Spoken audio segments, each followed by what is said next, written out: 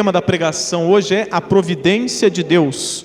Lucas capítulo 1, verso 80, diz assim a palavra de Deus: E o menino crescia e se fortalecia em espírito. Aqui o menino é João Batista, e morou no deserto até o dia da sua aparição pública a Israel. Capítulo 2, verso 1. Naqueles dias saiu um decreto da parte de César Augusto para que o mundo inteiro fosse recenseado. Esse primeiro recenseamento foi feito quando Quirino era governador da Síria. Todos iam alistar-se, cada um na sua cidade. E José também foi da cidade de Nazaré, na Galiléia, à cidade de Davi, chamada Belém, na Judéia, porque era da linhagem da família de Davi, para alistar-se com Maria, que estava grávida e comprometida com ele. Enquanto estavam lá, chegou o tempo de ela dar à luz, e ela teve seu filho primogênito. Envolveu-o em panos e o colocou em uma manjedoura, pois não havia lugar para eles na hospedaria. Então aqui no capítulo 1 e no verso 80 fala que João Batista, ele crescia e se fortalecia em espírito, né, e morou ali por um tempo, morou ali no deserto até o dia da sua aparição pública a Israel. E quem é João Batista? João Batista era primo de Jesus Cristo. E João Batista, ele seria aquele que prepararia o caminho para o Messias. Ele foi profetizado lá em Malaquias, onde diz que antes do Messias aparecer ao mundo, viria Elias. E João Batista foi este homem. Ele veio no poder e no espírito de Elias para preparar o caminho para o Senhor. E João Batista, ele veio como um amigo do noivo. Como assim? No nosso contexto, o casamento, a hora mais esperada é quando a noiva entra. Né? Nós tivemos aí um casamento por esses dias, e os irmãos estavam na dúvida. A hora que os padrinhos entram, a gente levanta ou não? A gente ficou tudo sentado. Mas a hora que a noiva entrou, aí todo mundo levantou. Aí por quê? É o momento mais esperado, o momento que a noiva entra. Mas no contexto judaico, o momento mais esperado não é a hora que a noiva entra, é a hora que o noivo entra. E nesse contexto, o que acontece? Antes do noivo aparecer para o casamento, ficava ali o amigo do noivo, recebendo as pessoas, os padrinhos. Então o foco estava no amigo do noivo, provavelmente o melhor amigo. E quando o noivo chegava na festa, então o amigo do noivo, ele desaparecia, ele saía de cena, porque agora o foco era dado ao noivo. Então João Batista era como se fosse esse amigo do noivo, que estava preparando, recebendo as pessoas para a entrada do noivo, a entrada do Rei da Glória. Então ele veio para preparar o caminho para o Messias. E João, ele viveu no deserto, e lá ele pregava a mensagem do arrependimento, e ele batizava pessoas, por isso que ele é chamado de João o Batista. E naquele contexto era comum batizar os gentios, os ímpios, os pagãos, não os judeus. Mas João, ele era tão convincente em suas pregações, ele confrontava o pecado das pessoas, que os próprios judeus, eles começaram também a se batizar. A maioria dos judeus, eles se achavam salvos, porque eles eram da linhagem de Abraão. Eles tinham em seu sangue, né, o DNA de Abraão, então eles se achavam salvos, o povo de Deus. Mas quando João começa a mostrar a palavra de Deus, a confrontar o pecado desses homens, que eram judeus, eles se viam, não, nós estamos perdidos. Nós não temos a fé que a Bíblia exige. E eles então estavam ali se batizando. Hoje, em nossos dias, não mudou. Hoje muitas pessoas estão em um culto, em uma igreja, mas ainda não nasceram de novo. Muitos são filhos de crente, mas não nasceram de novo. Precisam se arrepender também dos seus pecados. E hoje nós precisamos pregar também para os evangélicos. Hoje nós somos o país dos falsos crentes, dos falsos evangélicos. Por isso que precisamos fazer a mesma coisa que João Batista fez, pregar para os crentes hoje, para aqueles que se acham salvos, mas não estão se enganando, como os fariseus, os escribas e muitos judeus achavam. Você se lembra de João Batista? Mais para frente ele vai pregar e vai dizer: raça de víboras, quem vos induziu a fugir da ira vindoura? Eis que o machado está posto à raiz das árvores, produzir, pois, frutos dignos de arrependimento. Não digam que vocês são filhos de Abraão, porque até dessas pedras o Senhor faz suscitar filhos de Abraão. O filho de Abraão é conhecido pela fé, e a fé que gera frutos. Vocês não têm fruto nas suas vidas. Vocês estão se enganando. Vocês estão perdidos. E hoje é o mesmo contexto. Temos que pregar para os crentes. Hoje, a pregação de muitos se resume em amor, vitória, consolo, não julgueis. Mas a mensagem de João Batista, ela foi resumida por arrependei-vos. Não só de João Batista, mas também a de Jesus Cristo. Essa era a mensagem pregada pelos apóstolos, por João Batista, por Jesus Cristo. Arrependei-vos, porque é chegado o reino dos céus. É errado pregarmos só sobre bênção, vitória? É errado pregarmos só sobre isso. Podemos pregar sobre consolo, sobre bênção, sobre vitória, mas não pregar só sobre isso. Esse é o problema dos falsos pastores hoje. Eles pregam só sobre essas coisas. Eles não pregam sobre a ira de Deus, sobre o inferno, sobre a condenação eterna. Por isso são falsos. Então nós devemos seguir o exemplo de João Batista e Jesus Cristo, que pregava a mensagem do arrependimento. Nós só receberemos o amor, o consolo, a vitória e a bênção de Deus se nós ouvirmos a mensagem do arrependimento. Só seremos abençoados quando reconhecermos que somos miseráveis, pecadores, depravados, desgraçados, que merecíamos a morte e o inferno, para então percebermos, entendermos a graça de Deus, do que nós fomos libertos, de uma condenação de horror. Aí então entenderemos o amor de Deus. Por isso, homens que não pregam a mensagem do arrependimento são homens sem amor, são pastores sem amor, porque as pessoas estão indo para o inferno e elas estão lá pregando sobre bênção e vitória. O importante é a igreja estar cheia, porque aí o dízimo também é maior, a arrecadação é maior, mas que eles possam ir para o inferno, mas que deixem o dinheiro. João não era dessa maneira. João não. João até perdeu a sua cabeça, porque ele confrontava o pecado das pessoas. Ele confrontou o pecado do rei Herodes, e ele perdeu literalmente a sua cabeça, por pregar a mensagem do Evangelho. Hoje nós vivemos em uma geração onde o pastor defende até o aborto. Você vê vários hoje, não é um, são vários. Vivemos em uma geração onde o crente ele acha normal e comum usar, uma mulher usar biquíni na praia. Acha normal o homem usar sunga na praia, porque lá a praia agora virou o paraíso, né? Lá é o jardim do Éden. Vamos viver como Adão e Eva. O local mudou. Podemos andar, nus. Esse é o ponto que nós estamos. A culpa, em primeiro lugar, é dos falsos pastores, que não exortam as ovelhas, o povo, não pregam, pois temem então perder essas pessoas. São covardes. Mas a Bíblia diz que os covardes não herdarão o reino dos céus. Eles serão lançados no lago de fogo, do lado dos assassinos. Pois quando não prega sobre arrependimento, é contribuir para a degradação moral da igreja. Por isso que você vê, por aí, a bagunça que é nas igrejas.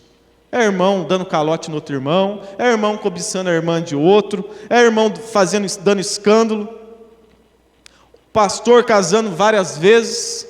Por quê? Porque não é pregado nos púlpitos a mensagem do Evangelho, a mensagem que confronta os nossos pecados.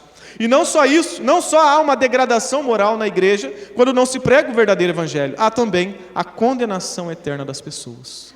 Elas são privadas de se arrepender dos seus pecados, de ouvir a mensagem do Evangelho. João Batista, pelo contrário, ele pregava o verdadeiro Evangelho. Hoje, o que muitos fazem, no máximo, é dizer: sou contra, mas respeito. Você se lembra do humorista, pastor Cláudio Duarte, em rede nacional? Em vez de confrontar a Tammy Gretchen, filha da Gretchen, que é homossexual, mostrar para ela que ela estava em pecado e que Deus abomina aquela prática, e quem pratica também, ele teve a oportunidade, mas não, ele disse: olha, eu sou contra, eu tenho meus valores, mas eu te respeito, eu respeito. Se fosse um pedófilo, seria a mesma coisa. Olha, eu sou contra os seus atos de pedofilia, mas eu te respeito. Ele respeita o pedófilo, ele respeita aquilo que Deus não aceita, que Deus abomina. Deus abomina essas práticas e abomina quem pratica. Então João Batista, ele veio trazendo a mensagem de arrependimento para preparar um povo para o Messias. E aí então nós vemos agora João Batista saindo do cenário e entra Jesus Cristo, né? Aqui ainda não foi a morte de João Batista, mas aqui agora Lucas ele começa a falar do nascimento de Jesus Cristo, capítulo 2, né? Diz assim: naqueles dias saiu um decreto da parte de César Augusto para que o mundo inteiro fosse recenseado. O que aconteceu aqui agora? O texto diz que o imperador ímpio César Augusto decretou um recenseamento. E o que seria esse recenseamento? É o censo que o IBGE faz hoje, né? Ele vai até a tua casa e ali, com um tablet, você às vezes nem sai no portão, lá da garagem já fala o que precisa, né, os seus dados, e ele coleta os seus dados para passar para o governo. Naquela época não existia isso. Naquela época, para você declarar imposto ou se alistar, você precisaria andar quilômetros, ir à sua cidade de origem, à sua cidade de nascimento. E José nasceu na cidade de Belém. Então ele precisou andar 140 quilômetros. E o texto diz que Maria estava grávida. Ela estava prestes a dar à luz. Imagina, o barrigão, andar 140 quilômetros. Naquela época não tinha carro. Não tinha carro com ar-condicionado, banco de couro, né? Não tinha Uber, não tinha avião, não tinha helicóptero, não tinha nada. Era o quê? Um cavalo, né? Uma carroça. E as estradas também não eram todas asfaltadas, bonitinhas como é hoje. Era cheio de buraco. Tinha o perigo também, no trajeto, de ser assaltado. Então, José estava pondo em risco a sua esposa ao levá-la grávida, prestes a dar à luz, lá para Belém, saindo lá de Nazaré até Belém. Mas José e Maria fizeram a vontade de Deus. Por quê? Porque Jesus precisava nascer em Belém. E eles cumpriram a vontade de Deus. Isso é um exemplo para nós. Por quê? Porque muitas vezes criamos desculpa, né, para não fazer a vontade de Deus. É dia de culto. Aí surgem várias dificuldades, né? Para não ir no culto, para não fazer a vontade de Deus. Aí surge o quê? Surge a preguiça, o cansaço, o frio. Hoje está frio, não vou não. Hoje está muito calor. Na igreja é quente. Agora está terminando, não ter mais essa desculpa, né? Tem ali o ar-condicionado, logo vai instalar. Estou vendo uma pequena nuvem, né, do tamanho da mão de homem, lá em Cunha. Aí o irmão já não quer vir mais para a igreja. Saiu a nova temporada na Netflix, da série que eu mais gosto. Hoje eu não posso perder. Hoje é a final, Palmeiras e Corinthians. Não posso fazer a vontade de Deus. Deveríamos sentir vergonha ao ver a disposição dessa jovem Maria, diante das nossas desculpas, né? Nós podemos dar desculpa para o pastor, para os irmãos, mas para Deus, não pense que a sua desculpa vai colar. E aqui Maria, então, é um exemplo para nós, de que ela fez a vontade de Deus, mesmo em meio a dificuldades. Aqui também o texto nos mostra que Deus é soberano mais uma vez. Por quê? Porque através desse recenseamento, José e Maria tiveram que sair lá do vilarejo de Nazaré e irem até a cidade de Belém. Para cumprir o quê? Cumprir a promessa dita por Miqueias, o profeta Miqueias, há mais ou menos 700 anos atrás. Qual era a promessa? Olha o que diz Miqueias 5:2. Mas tu, Belém Efrata, posto que pequena para estar entre as milhares de Judá, de ti me sairá o que há de ser o Senhor em Israel, e cujas origens são desde os tempos antigos, desde os dias da eternidade. Deus precisou tirar José e Maria lá de Nazaré para levar para Belém. Deus então é soberano. Ele faz com que um homem ímpio, Augusto César, assine um decreto para que a vontade de Deus fosse cumprida. Então Deus ele conspira tudo para que a vontade dele seja cumprida. E ele nem pediu permissão para César Augusto. Ô César Augusto, eu posso te usar para você fazer um decreto para José sair lá do vilarejo? Não. Ele é soberano. Ele não fica pedindo permissão para o homem para usá-lo. Deus é soberano, ele usa as pessoas, o vento, o acaso, o tempo, as circunstâncias, do jeito que ele quer. Ele que criou tudo. Então Deus é soberano. E Deus também, Ele não fica pedindo permissão ao homem para salvar. Estou batendo na porta do seu coração, abre o teu coração, eu quero entrar, eu quero te salvar. E o homem, ele resiste. Né? Não, aqui o Senhor não vai salvar, não. Aqui quem manda é o meu livre-arbítrio. Não, quando Deus quer salvar, Ele escancara a porta e Ele salva. Deus não fica mendigando, como muitas igrejas fazem no final do culto. Você quer aceitar Jesus? Jesus está batendo.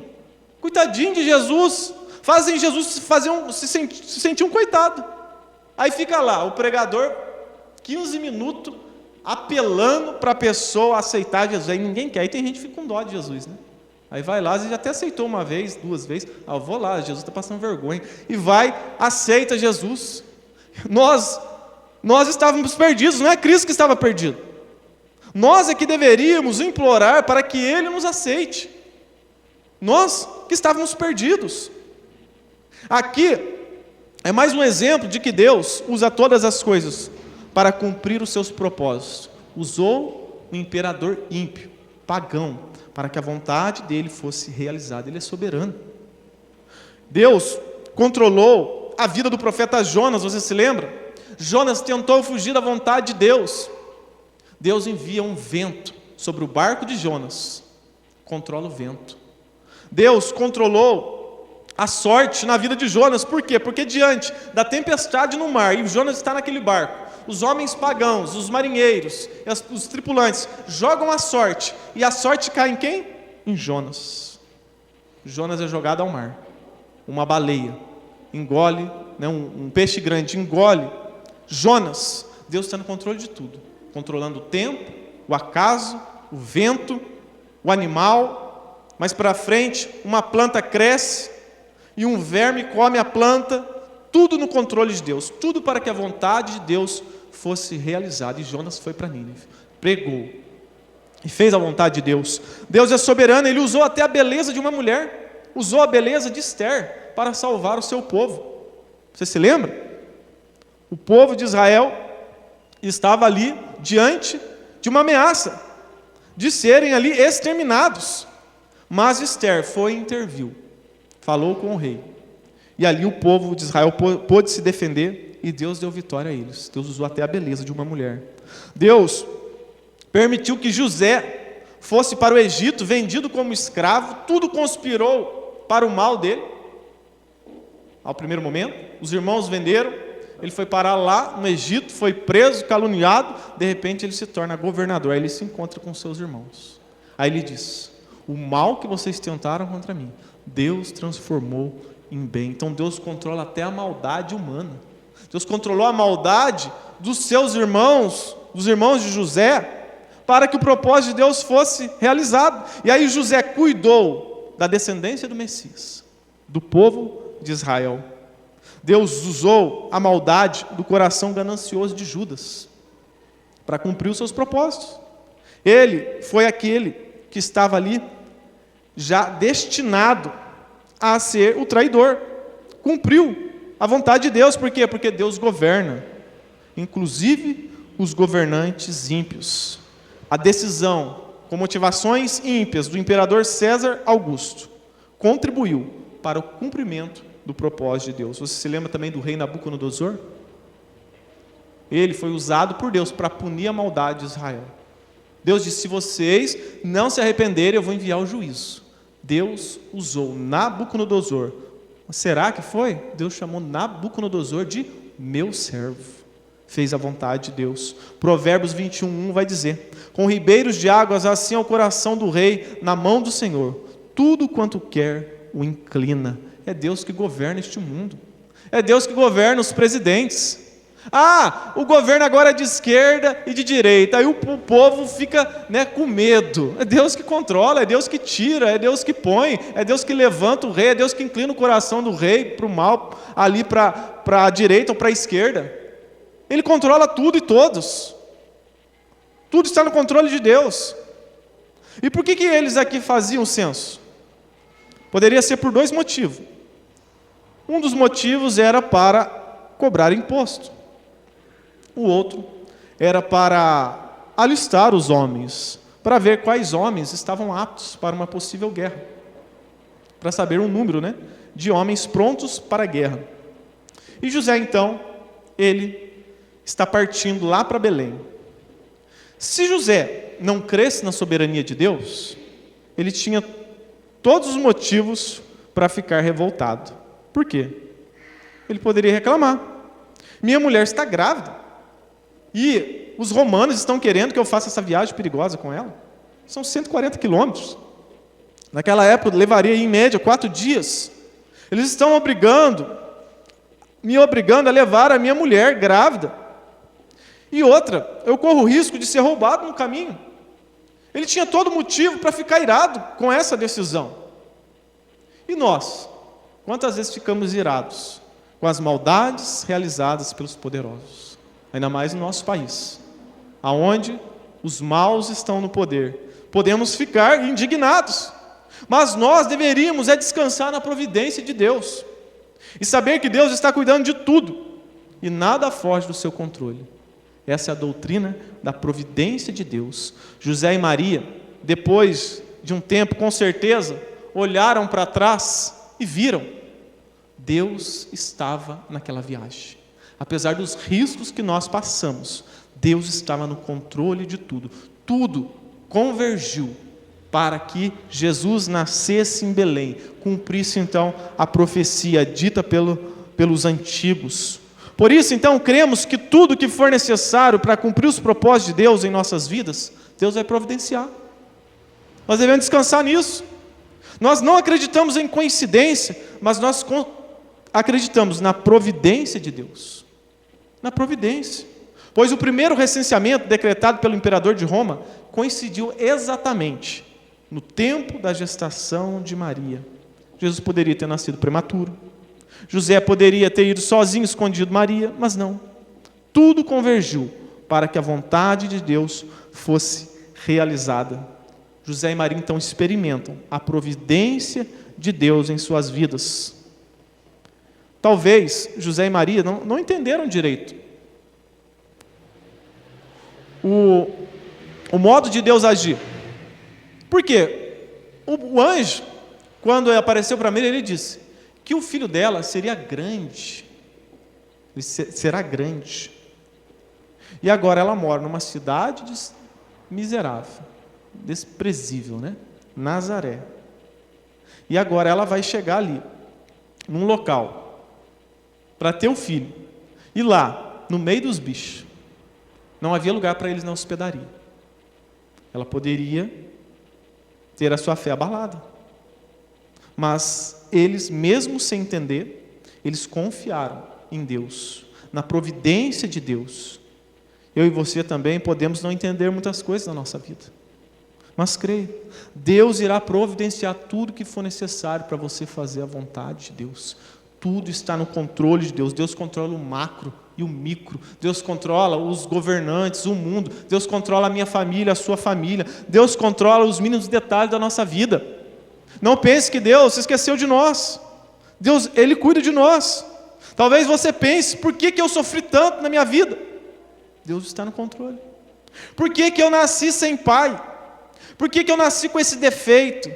Lembre-se, Deus está no controle de tudo e de todos. Salmo 139:16 vai dizer: os teus olhos me viram a substância ainda informe, e no teu livro foram escritos todos os meus dias, cada um deles escritos e determinado, quando nenhum deles havia ainda. Deus está no controle da minha e da sua vida.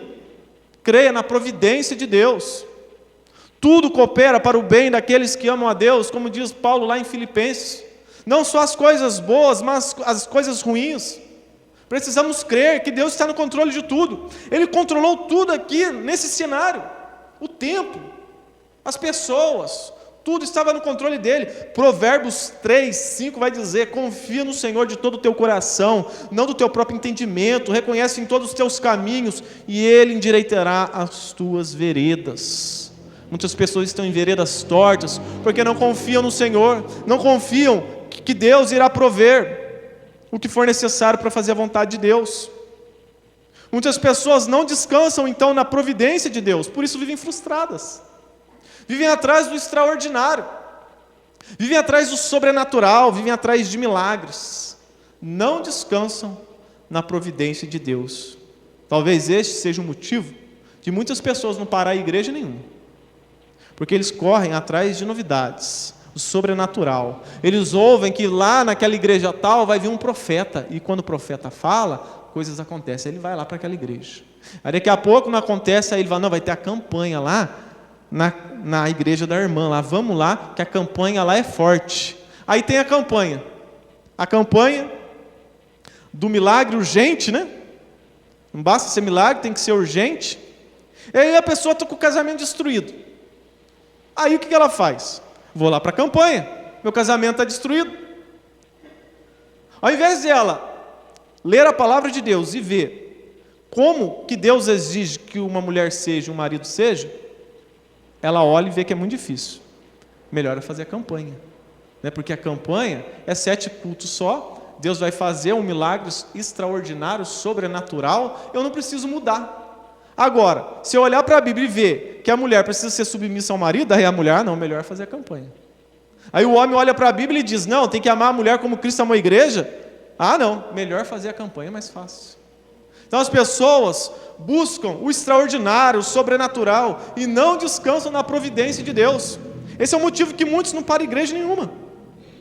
Né? Vai vir um fulano tal, que prega e fala, e correm atrás dessas coisas, não descansam na soberania de Deus.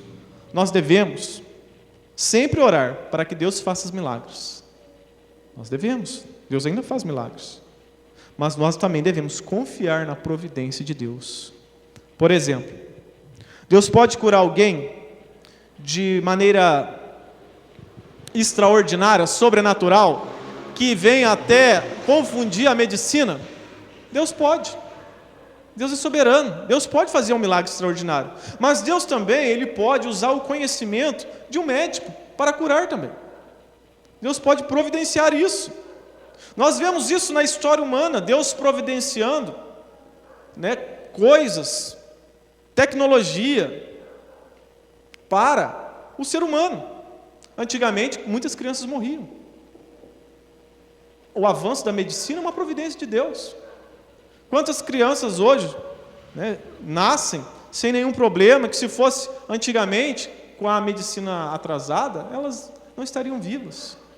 Quantas pessoas são beneficiadas com o avanço da medicina? Isso é providência de Deus para a humanidade. As facilidades, os empregos que nós temos hoje. Por exemplo, a mulher em casa. Hoje tem lavadora, tem até lava-louça, né? Tem secadora, tem tudo. Você vai no Nagumo, tem mistura pronta. Hoje tudo é mais fácil, tudo isso é providência de Deus. Hoje nós podemos viver melhor. Não era assim no passado. Até para o homem, conversando com o irmão lá da igreja, que é caminhoneiro, ele falou que antigamente o caminhão, né, para dirigir um caminhão não era fácil. Era perigoso, muitas pessoas morriam dirigindo um caminhão, né, não tinha direção hidráulica, era queixo duro, né, aqueles caminhão que andava 20 por hora, não tinha ar-condicionado. Hoje não. Hoje tem tudo na cabine de um caminhão.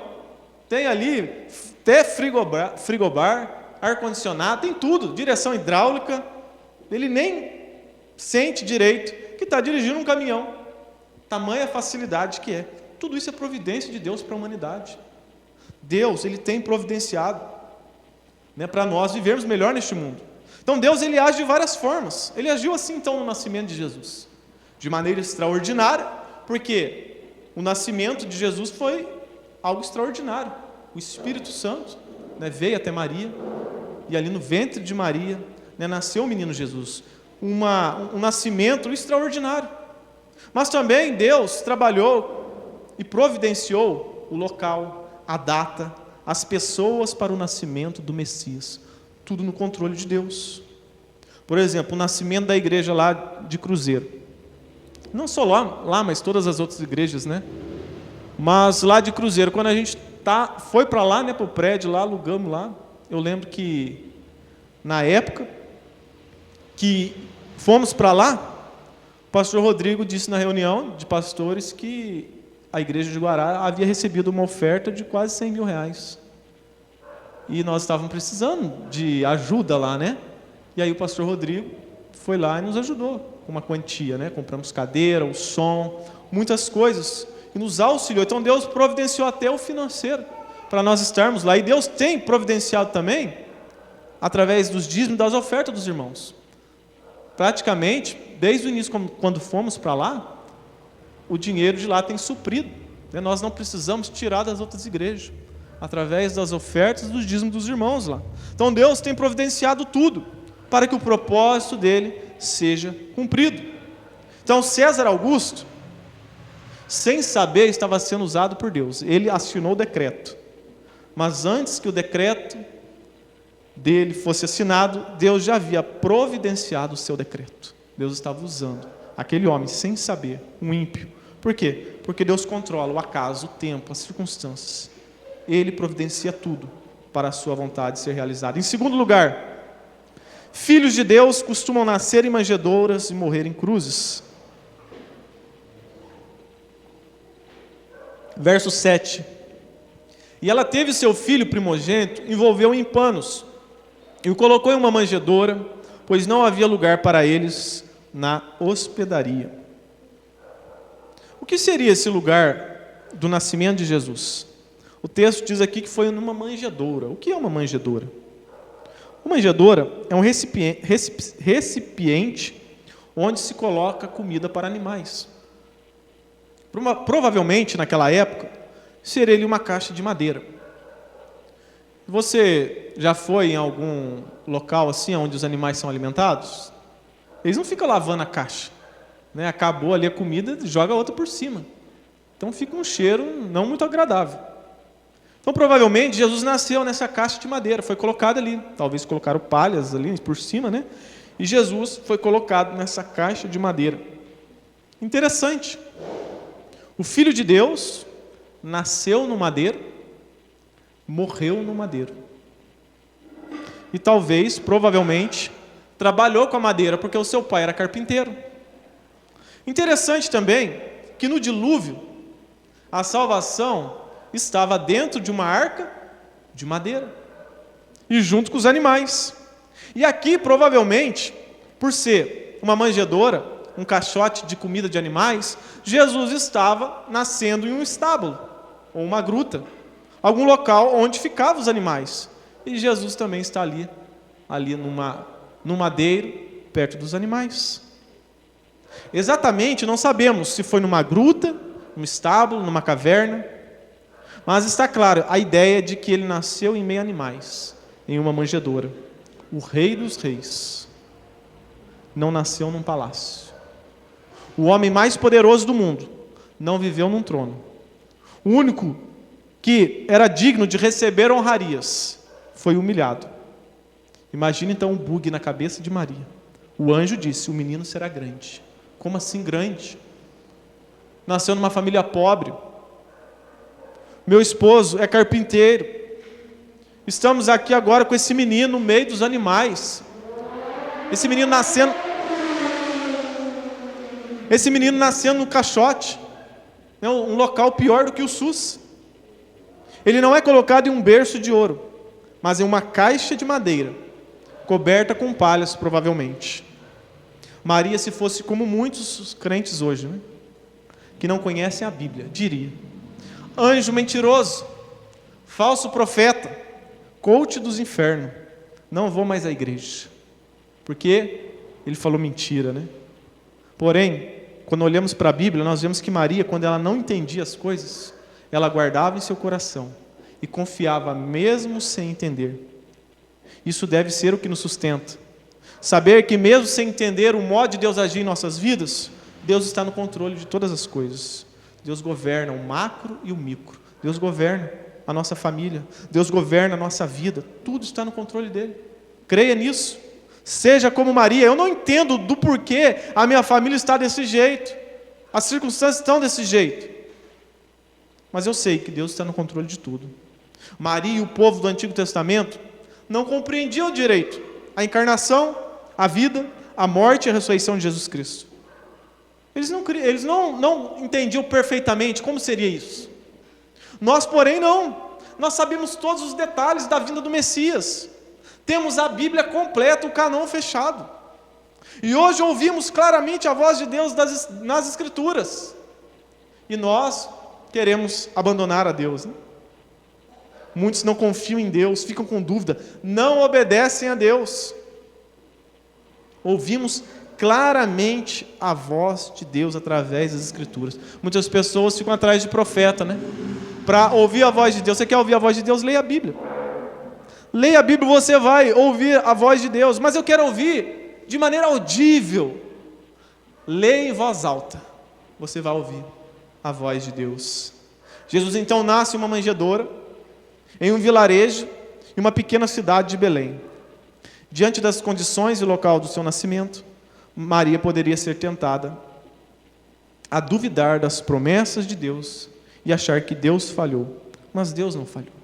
Deus estava cumprindo a sua profecia, como foi dita a Miqueias. E tu, Belém Efrata, pequena demais para figurar, como grupo de milhares de Judá, de ti me sairá o que há de reinar em Israel. A profecia dizia que Jesus iria reinar em Israel. Muitos não creram que Cristo era o Messias, porque eles não compreenderam que o trono de Jesus, para governar Israel, não estava lá no templo, lá em Jerusalém. Esse foi o motivo de muitos não aceitarem ele como Messias. Por quê? Porque eles esperavam um Messias político, que livrassem eles do jugo de Roma. E eles achavam então que Jesus ia sentar lá no templo de Israel e ia governar Israel. Não, o trono de Cristo está no céu, à destra do Pai. É lá que ele governa Israel. Ele está governando Israel e o mundo. É de lá que Jesus, o Messias, governa. Você se lembra do que Davi disse nos Salmos? Eu vi o Senhor dizendo ao meu Senhor. Ele estava falando da conversa do Pai com o Filho, do Deus Pai com o Deus Filho. Assenta-te à minha direita, até que eu ponha todos os meus inimigos, os teus inimigos, debaixo dos teus pés. Cristo, ele reina o mundo hoje, não é o diabo. Por isso também, muitos não compreenderam a profecia de Isaías, porque eles esperavam um Messias poderoso, cheio de pompa, né, cheio de um poderio militar, que ia livrar eles do poderio de Roma.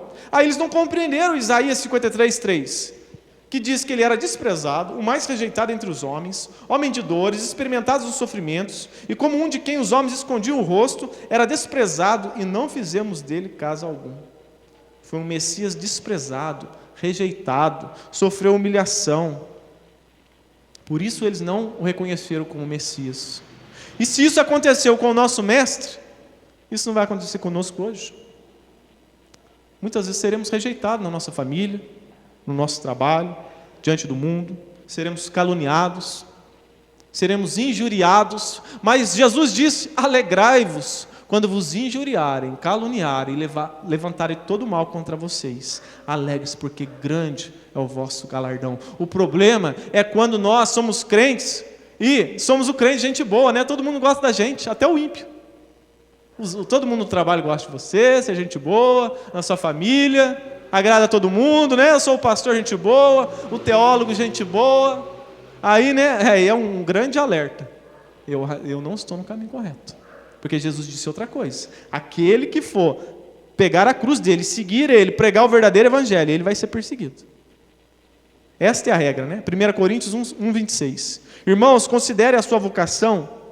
Não há muitos sábios segundo a carne, nem muitos poderosos, nem muitos de nobre nascimento.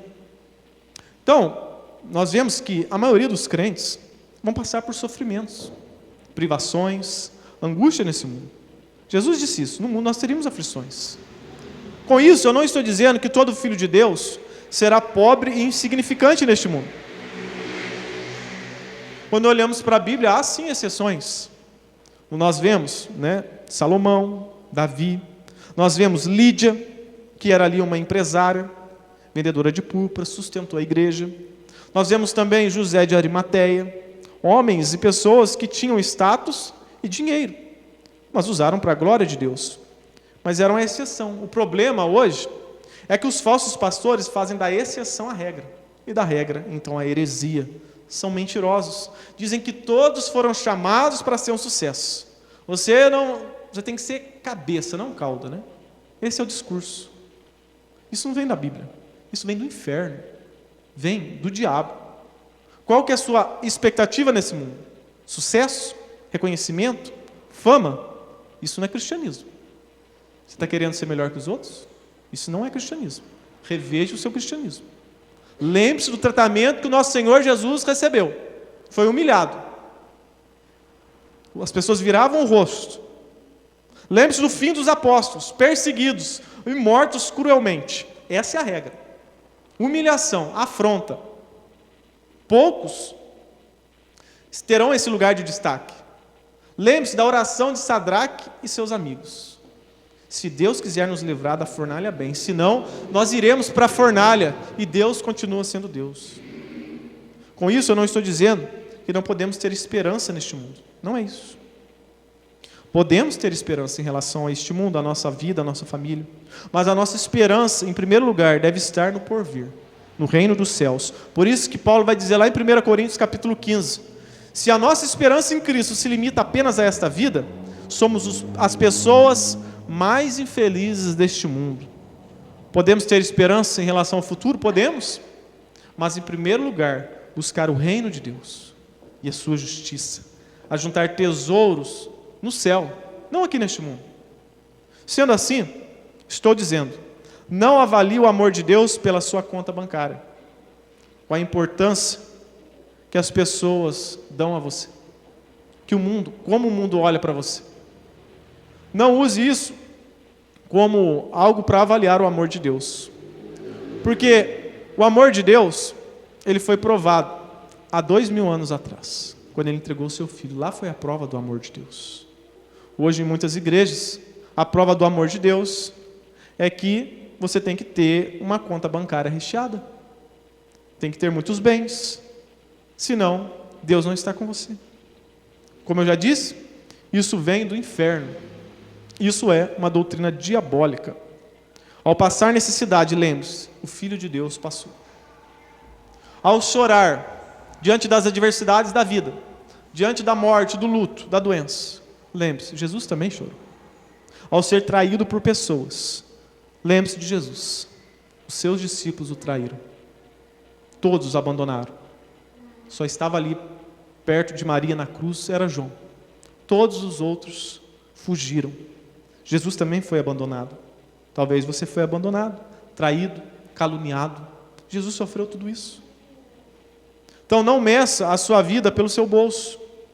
Lucas 12:15 vai dizer: tente cuidado e guardai-vos de toda e qualquer avareza, porque a vida de um homem não consiste na abundância dos bens que possui.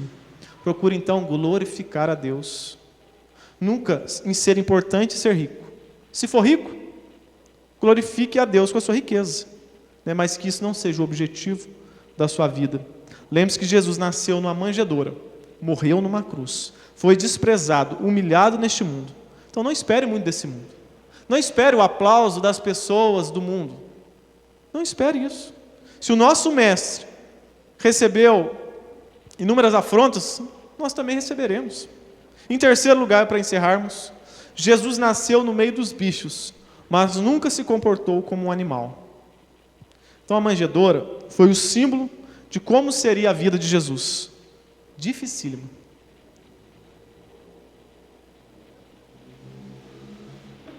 Privações, rejeição, dor, vergonha. Isaías vai dizer que ele foi homem de dores, experimentado nos trabalhos, sabe o que é padecer. No ápice da vergonha, da dor, ele não retribuiu com ódio. Lá na cruz ele não retribuiu com ódio. Foi humilhado na cruz. Deixaram ele nu lá. Isso é uma vergonha tremenda. Uma vergonha tremenda, algo que até houve maldição. Você se lembra de Noé? Estava lá na vinha, se embebedou, o seu filho viu ele nu, e ali zombou, saiu falando, e sofreu uma maldição, porque viu a vergonha do pai.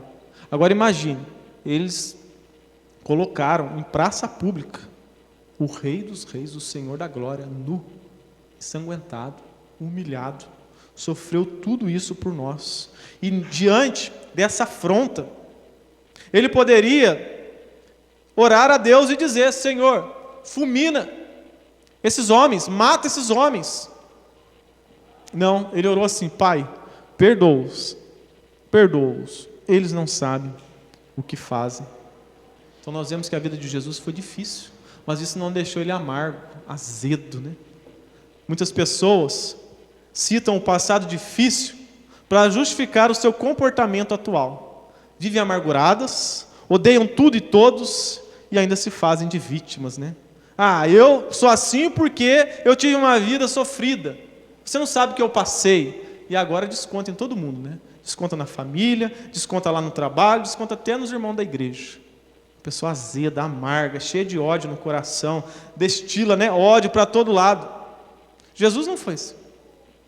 Se nós devemos seguir a Cristo, nós também não devemos ser assim. Não importa o que nós passamos no passado, o que sofremos. Nós devemos seguir o exemplo do nosso Mestre. Orar pelos nossos inimigos. Se você vive assim, olhe para a cruz hoje. Se arrependa dos seus pecados. Peça para Ele te salvar e curar as suas feridas.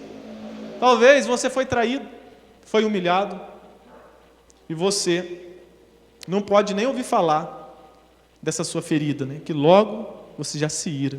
Peça para Deus hoje curar. Peça para hoje Deus te libertar desse ódio. Pois Deus permitiu que o seu filho passasse por tudo isso. Que nascesse em uma situação precária, para que pessoas ruins, como eu e você, pudéssemos ser salvas. Ainda que passemos por muitas dificuldades nesse mundo. Lembre-se, você que nasceu de novo, toda a nossa vida está nas mãos dele. Temos muito mais do que merecíamos. Merecíamos a morte e o inferno. Lembre-se e agradeça a Deus, porque em Apocalipse 13:8 vai dizer que ele providenciou desde a fundação do mundo o Cordeiro de Deus, que tira o pecado do mundo. Não temos motivos para vivermos amargurados, murmuradores, mas que possamos viver em gratidão a Deus, saber que o nosso Mestre se humilhou para que nós pudéssemos ter vida e vida e abundância. Vamos colocar de pé? Vamos agradecer a Deus, vamos orar a Deus.